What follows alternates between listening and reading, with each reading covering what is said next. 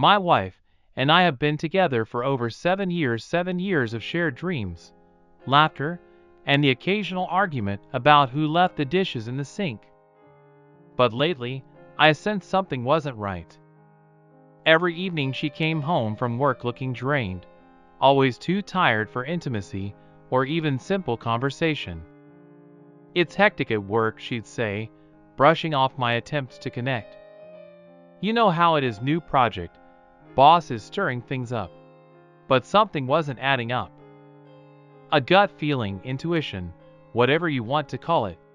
So I did a little digging.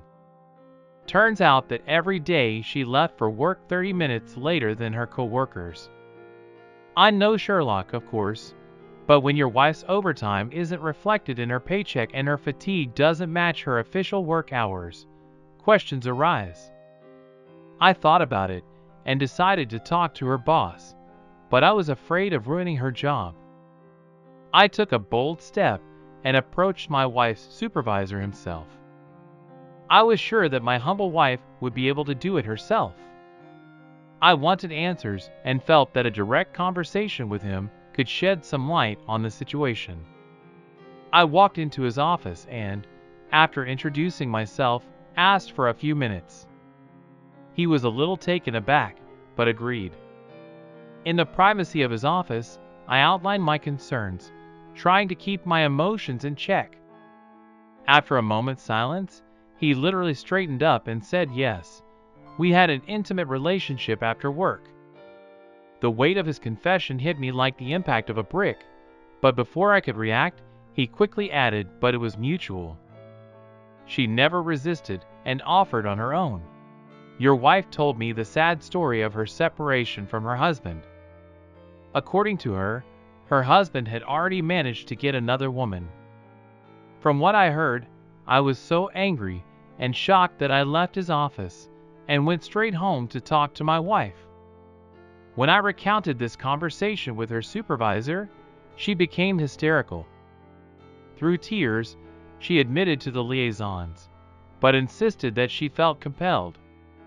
She described how he had cornered her, how he used his position of power, and how she felt trapped, fearing for her job and our existence. This revelation left me confused. I believed her and thought what a scumbag her boss was. He had lied to me so sincerely. I cared deeply for her. My first priority is to support my wife and keep her safe. Despite the pain and confusion, I needed clarity, and I was determined to get to the bottom of things. Consumed by anger and a desperate need to know the truth, I found myself back at my wife's workplace, standing outside her supervisor's office. I demanded answers, a clear and unequivocal account of what had happened between him and my wife.